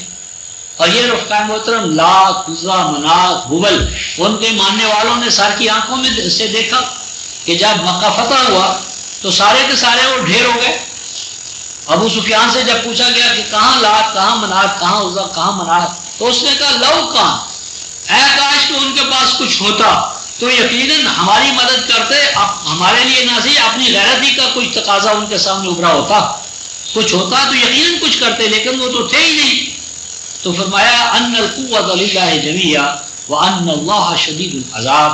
اور بلا شبہ اللہ ان نافرمانوں کے لیے ان کے اعمال بد کے تناسب سے، ان کا اعمال بد میں شرک ہے، شرک سب سے بڑا گناہ ہے، تو شرک کے حوالے سے سب سے بڑا عذاب بھی انہی کے لیے ہوگا. اور فرمایا اے کاش کہ تو اس منظر کو دیکھ لے کہ جب اظہار بیزاری کریں گے، اس تبرع جب اظہار بیزاری کریں گے وہ کہ جن کی اتباع کی گئی، یعنی جو مطبوع تھے دنیا میں، جن کی اطاعت کی گئی، اتباع کی گئی، جن کے جھنڈے اٹھائے اور بنائے گئے، وہ اظہار بیزاری کریں گے. کن سے؟ من الذین اتبعوا، ان سے کہ جو ان کا کلمہ پڑھتے رہے، مالا جپتے رہے، ان کے جھنڈے اٹھاتے رہے، نعرے لگاتے رہے، وہ اظہار بیزاری کریں گے اپنے تابعین سے، متبعین سے، مریدوں سے. ورأوا العذاب، اور یہ مرید اور مراد دونوں جو ہیں وہ عذاب کو اپنے سامنے دیکھیں گے. وَتَقَطَّعَتْ بِهُمُ الْأَسْبَابُ، اور ان کے مابین جتنے ریلیشن شپس تھے تابع اور متبوع کے، پیر اور مرید کے، چھوٹے اور بڑے کے، ماننے والے اور امام کے، یہ تمام تعلقات، رسیاں سبب رسے کو کہتے ہیں، یہ تمام رسیاں، یہ تمام تعلقات منقطع ہو جائیں گے. وقال الذین اتبعوا، اور اس وقت کہیں گے وہ لوگ کہ جنہوں نے حیات دنیا میں اتباع کی اپنے پیروں کی، اماموں کی، مشائخ کی، لو ان لنا کرا، اے کاش کہ ہمارے لیے ہو لوٹنا، واپس کرنا کا معنی واپس، ریورس گیئر. اے کاش کہ ہمارے لیے ایک ریورس گیئر ہو، ایک دفعہ واپس دنیا میں جائیں. فَنَتَبَرَّأَ مِنْهُمْ كَمَا تَبَرَّؤُوا مِنَّا، تو دنیا میں جا کر ہم اپنے ان مریدوں سے، اپنے ان پیروں سے، مشائخ سے اسی طرح تبرہ اظہار بیزاری کریں، لعنت بھیجیں جس طرح کہ آج ہم سے یہ اظہار بیزاری کر رہے ہیں۔ فرمایا كَذَلِكَ يُرِيهُمُ اللَّهُ أَعْمَالَهُمْ حَسَرَاتٍ عَلَيْهِمْ وَمَا هُمْ بِخَارِجِينَ مِنَ النَّارِ۔ فرمایا کہ ان کی اس ریکویسٹ کا، اپیل کا کوئی نوٹس ہی نہیں لیا جائے گا، کوئی جواب نہیں دیا جائے گا، اور اس طرح اللہ دکھائے گا ان کو کہ ان کے وہ اعمال جو دنیا میں انہوں نے کامیابی کے لیے کیے، وہ کامیابی کے بجائے ان کے لیے حسرت کا سامان بن گئے، اور نہیں ہے وہ آگ سے نکلنے والے۔ وما هم بخارجین من النار۔ یہ ضمن میں رفقائمت تو ہمارے لیے جو سبق ہے، اس کے لیے میں دو حوالے آپ کے سامنے رکھتا ہوں۔ ایک تو سورہ الاحزاب آیت نمبر 66، 33-66 یوم تقلب وجوہہم فی النار، کہ جب الٹ پلٹ کیا جائے گا ان کے چہروں کو آگ میں، جب ان کے چہرے آگ میں الٹ پلٹ ہوں گے۔ اور وجوہ کا دوسرا معنی سردار ہوتا ہے، وجہ القوم سردار، قائد، امام، پیشوا۔ تو جب ان کے پیشواؤں کو جہنم کی آگ میں نیچے اوپر کیا جائے گا یا نیچے اوپر ہونا پڑے گا، تو کیا ہوگا؟ یقولون، تو یہ متبعین کہیں گے یا لیتنا، اے کاش کے ہم، یا لیتنا، اے کاش کے ہم، اطعنا اللہ و اطعنا الرسول، اے کاش کہ ہم اطاعت کرتے، فرما برداری کرتے اللہ اور اس کے رسول کی، یعنی اللہ کا کلام اور نبی پاک صلی اللہ علیہ وسلم کا نمونہ جو کتاب اللہ کے مطابق ہے، اے کاش کہ ہم اسی پر چلتے۔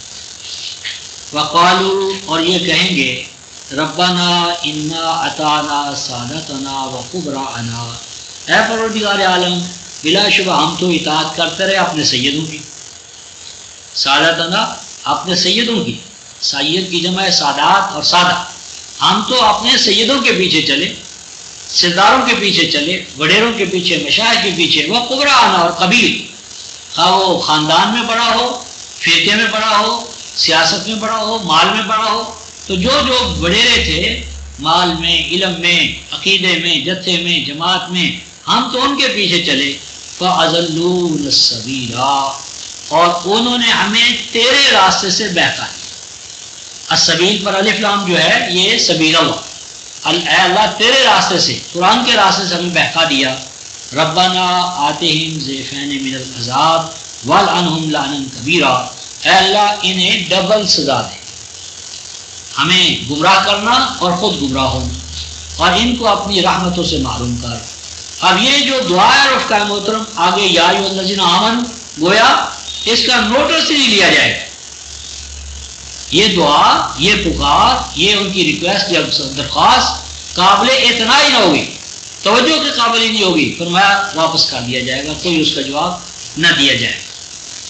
تو مراد یہ رفقہ محترم کے ہمارے لیے سوچنا یہ ہے کہ کوئی ہماری اس وقت میں مدد کو نہ آئے گا، اس لیے ہمیں اپنے اعمال کے حوالے سے خود جواب دہی ہے ہماری، اور ہمیں تیار کرنا چاہیے۔ ایک پیچھے حوالہ ہے وہ دیکھ کر پھر اصل کی طرف آتے ہیں۔ سورہ الانعام آیت نمبر 94، سورہ الانعام چھٹی سورہ ہے۔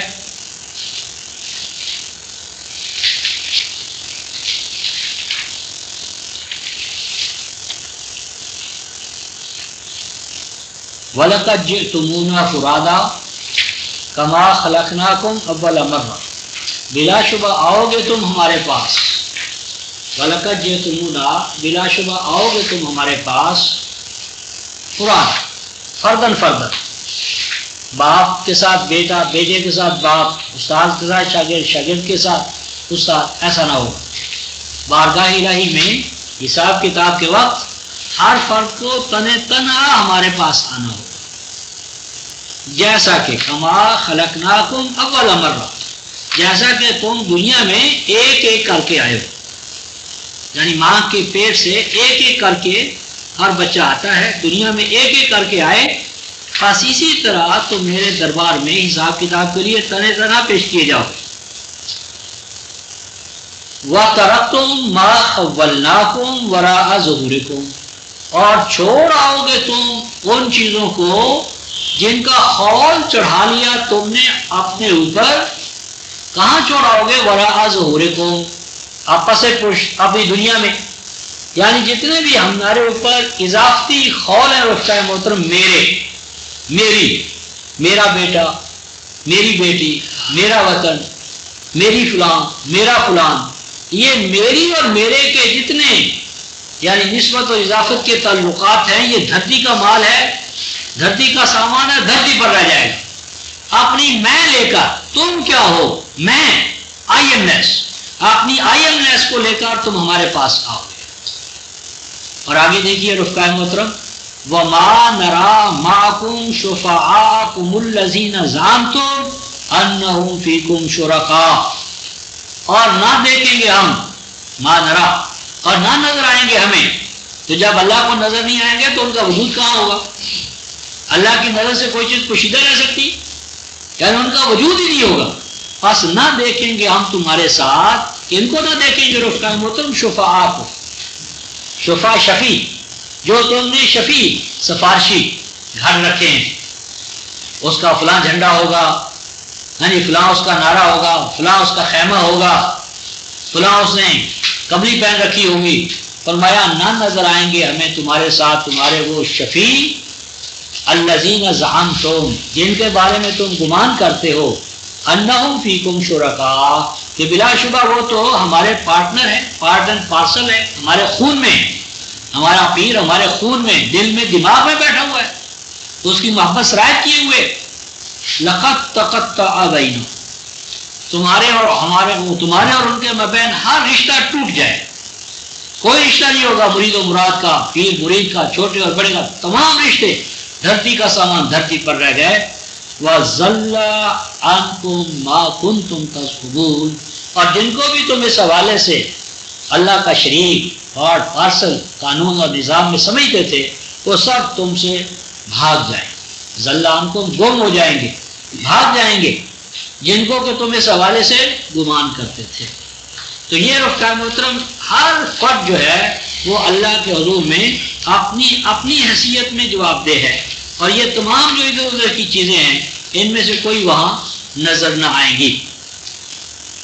اب الناس کے حوالے سے خطاب آتا ہے رفقا محترم، آیت 168، یا ایھا الناس، اے نوع انسانی، کلوا مما فی الارض، کھاؤ تم زمین سے، کلو کھاؤ تم مما، اس میں سے، فی الارض، جو زمین میں ہے، زمین میں جو کچھ تمہارے لیے پیدا کیا گیا ہے اس سے کھاؤ، حلالن طیبا. کھانے والی چیز پر دو شرطیں لگائی ہیں رفقا محترم، ایک تو ہے حلال، اور ہر وہ چیز حلال ہے جس پر کہ اللہ تعالیٰ نے حرام ہونے کا حکم نہیں لگائے. یعنی اشیاء میں اصل حلت ہے، اصلاً ہر چیز حلال ہے، تاکہ اس کے حرام ہونے کے لیے اللہ کے کلام میں کوئی پابندی نہ ہو. یہ ایک علم اصول کا مسئلہ ہے کہ اصل اشیاء اباحہ، کہ چیزوں میں اصل جو حکم الہی ہے وہ مباح ہونے کا ہے، حلال ہونے کا ہے، سوائے اس کے کہ کسی چیز کی حرمت اللہ کے کلام میں آ جائے. تو ہر وہ چیز کہ جسے اللہ نے حرام نہیں ٹھہرایا وہ کھاؤ، لیکن ایک شرط ہے، وہ کیا ہے؟ طیبہ، کہ حلال ہونے کے ساتھ ساتھ، لافظ ہونے کے ساتھ ساتھ یہ شرط ہے کہ وہ تمہاری طبیعت، مزاج اور حالات سے سازگار ہو. ہم مثلاً ایک شخص بیمار ہو جاتا ہے تو ڈاکٹروں سے دودھ سے روک دیتے، فلاں دال نہ کھاؤ، فلاں چیز نہ کھاؤ، تو وہ جس سے روک دیا جاتا ہے وہ حرام نہیں ہوتی. ہاں، اس کی اس صورت حوال میں جس میں مبتلا ہوتا ہے اس کے لیے وہ غیر طیب ہوتی ہے. تو اس لیے اللہ کی حلال کردہ چیزوں کو اگر آپ کسی حوالے سے پسند نہیں کرتے اپنے موسمی مقامی حالات کی وجہ سے، تو وہ دوسروں پر حرام نہیں ہے، ان پر پابندی نہ لگاؤ، ان سے لڑائیاں نہ لڑو.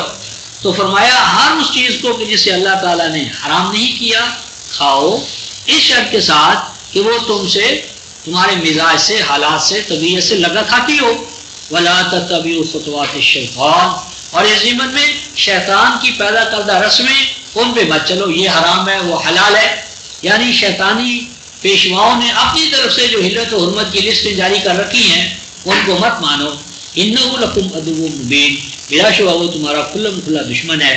اس کے سوا کوئی بات نہیں کہ وہ تو تمہیں حکم دیتا ہے ایسی چیزوں کا جو تمہارے توازن کو توڑنے والی ہے.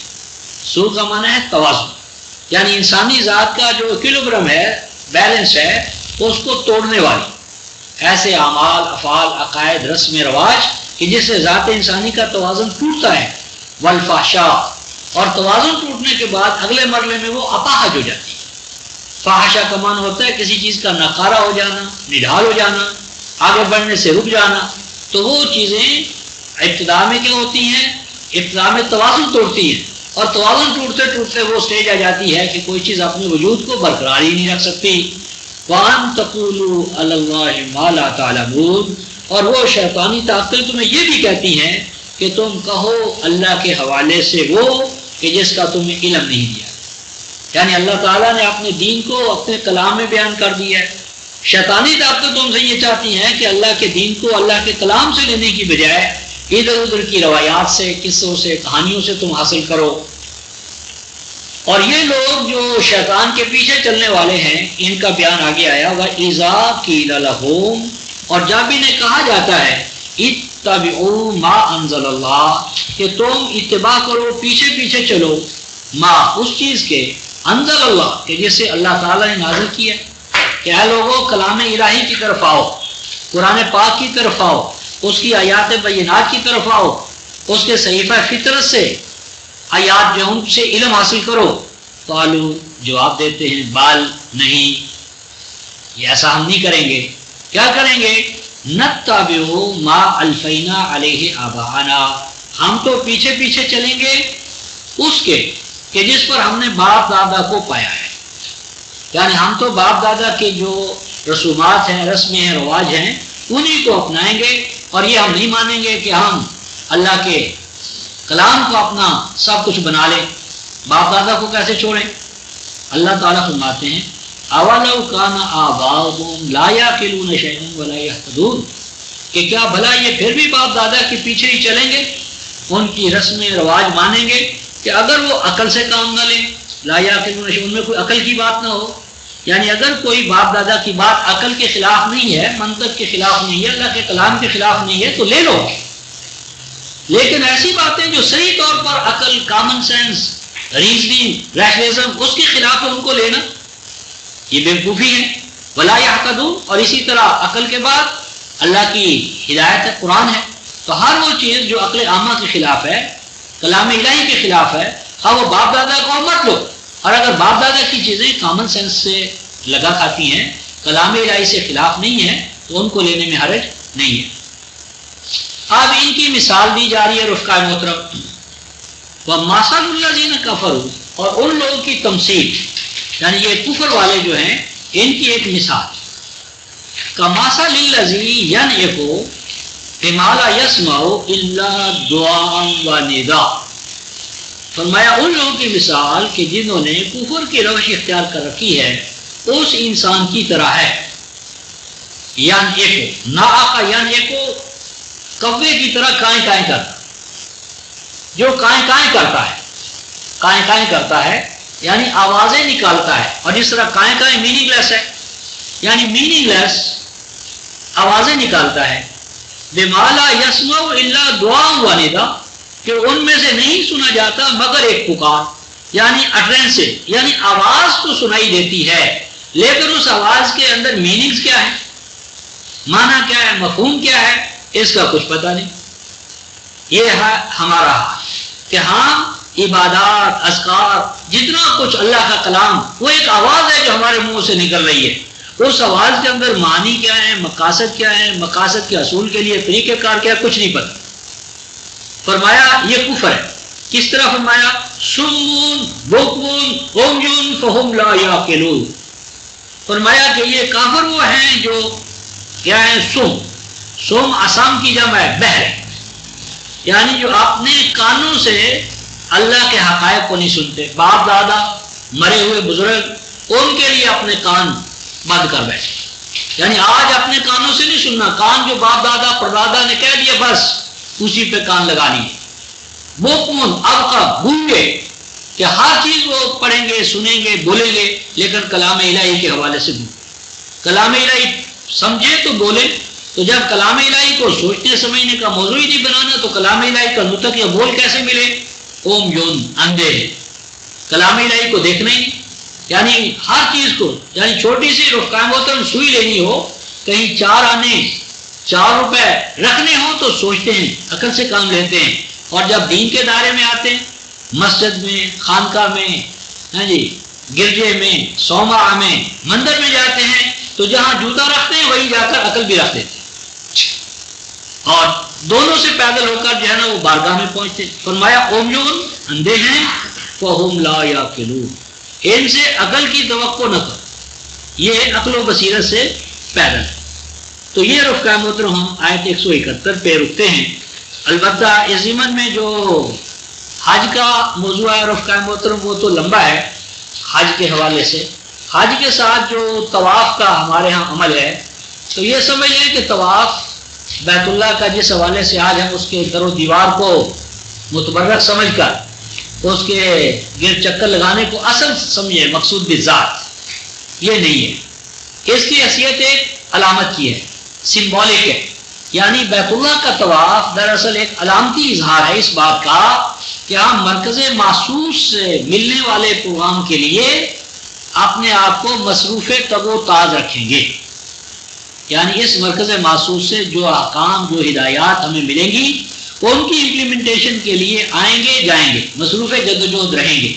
صرف اس ضمن میں ایک حوالہ آپ کے سامنے لا کر ختم کرتا ہوں. سورہ نور 24ویں سورہ ہے رفقۂ محترم، 24ویں سورہ اور آیت نمبر 58. طواف ہوتا کیا ہے اور آج ہم کس چیز کو طواف بنا کر بیٹھے ہیں؟ یہ آیت رفقۂ محترم لمبی ہے 58. میں اس کو سینٹر سے لے رہا ہوں. فرمایا کہ 3 اوقات ہیں کہ جس میں پرائیویسی جو ہے اس کو مینٹین کرنا ضروری ہے. 3 مرہ 3 پرائیویسی کے اوقات من قبل صلاۃ الفجر، صلاۃ الفجر سے پہلے. گویا کہ صلاۃ الفجر کا قرآن میں ذکر آ گیا. صلاۃ الفجر، فجر کی صلاۃ، تو صلاۃ الفجر تو متعین ہو گئی. نمبر 2 وحین تضعون ثیابکم من الظہیرہ، اور دوپہر کا وہ وقت کہ جب تم اپنے کپڑے، زائد کپڑے، سیاب سے مراد ننگے ہونا نہیں ہے، یعنی زائد کپڑے وہ تم اتار لیتے ہو. یہ دوسرا ٹائم ہو گیا. نمبر 3 ومن بعد صلاۃ العشاء، اور صلاۃ العشاء کے بعد.